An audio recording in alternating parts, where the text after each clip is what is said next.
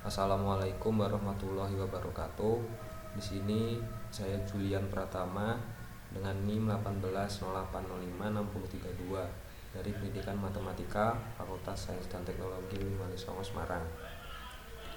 Di sini saya akan mengulas buku karya mahasiswa UIN Walisongo Semarang yang berjudul Kemanusiaan dan Kebohongan-Kebohongan Retorikanya.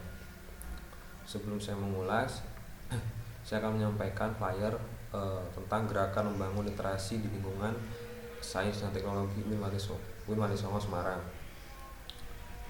Saya berharap dengan gerakan ini dapat membangun wawasan yang luas kepada mahasiswa-mahasiswa UIN Walisongo Semarang, khususnya Fakultas Sains dan Teknologi.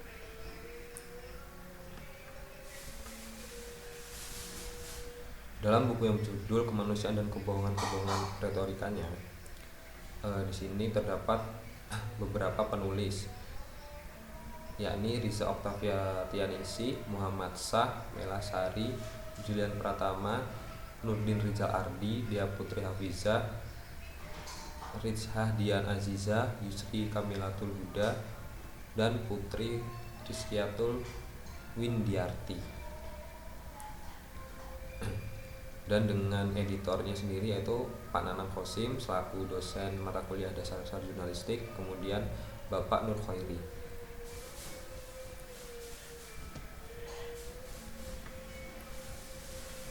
Pada buku yang berjudul Kemanusiaan dan Kebohongan-Kebohongan Retorikanya, yakni adalah sebuah buku kumpulan artikel esai, kolom, dan opini yang dibuat oleh mahasiswa Pendidikan Matematika UIN Walisongo Semarang pada tahun 2021. Pada buku ini, penulis mengharapkan dapat membuka wawasan membaca untuk lebih peka terhadap masalah sosial kemasyarakatan, terlebih khusus yang berhubungan dengan manusia lain.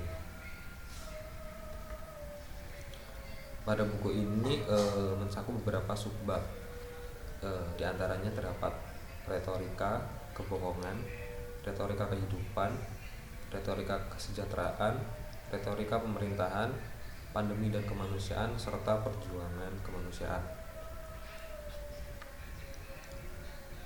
Yang pertama, kita akan membahas tentang subbab retorika yang mencakup judul Urgensi Retorika yang ditulis oleh Muhammad Shah. Dalam urgensi retorika ini itu merupakan sebuah ilmu bicara. Sebagian besar masyarakat Indonesia masih memandang retorika hanya sebatas kemampuan silat lidah yang tidak mengacu pada kebenaran.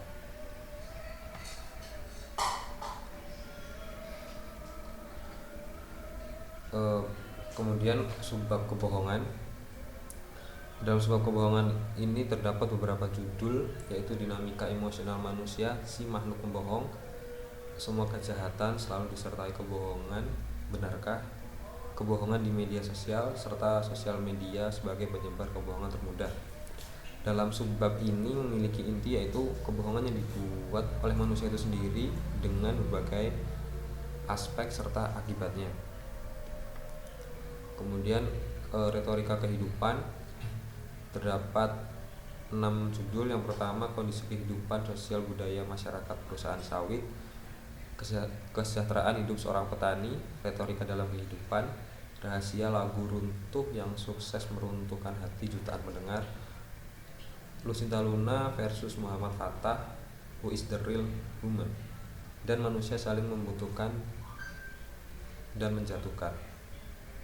Dalam subbab ini memiliki inti permasalahan tentang bagaimana lika-liku kehidupan yang terjadi di masyarakat luas dengan segala permasalahan yang dihadapi, serta memiliki dampak baik dan buruknya. Kemudian subbab retorika kesejahteraan terdapat 4 judul.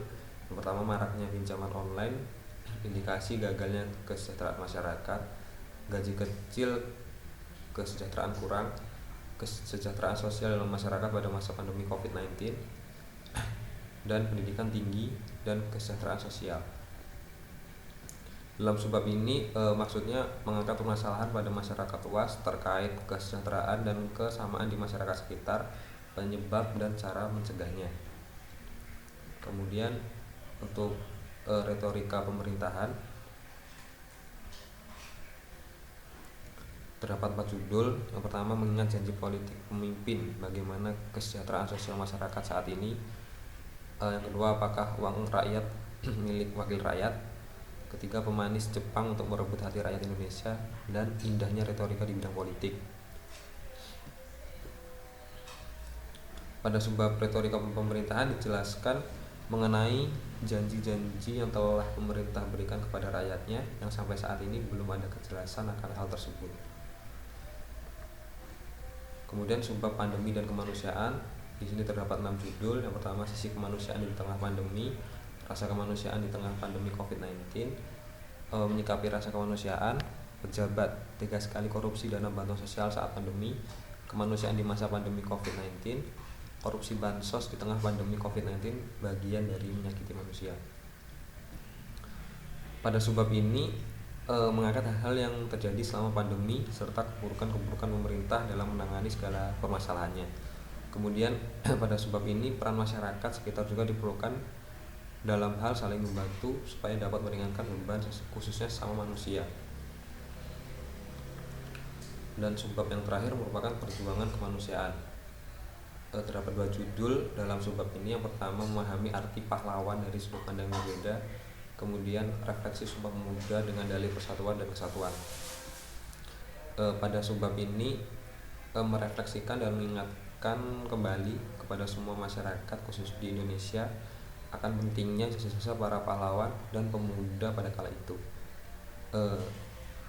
Kemudian tindakan kemanusiaan yang dilakukan dapat memaknai arti pahlawan dalam kehidupan nyata yang terjadi di sekitar kita. Buku ini terdapat 160 halaman. Mungkin itu saja yang bisa saya jelaskan atau yang bisa saya ulas dari buku ini. Untuk kelebihan dan kekurangannya terdapat di bagian penulisan yang masih kurang. Baiklah, terima kasih atas presentasi saya pada kesempatan ini. Apabila terdapat kesalahan saya mohon maaf. Saya akhiri, wabillahi taufiq wal hidayah. Wassalamualaikum warahmatullahi wabarakatuh.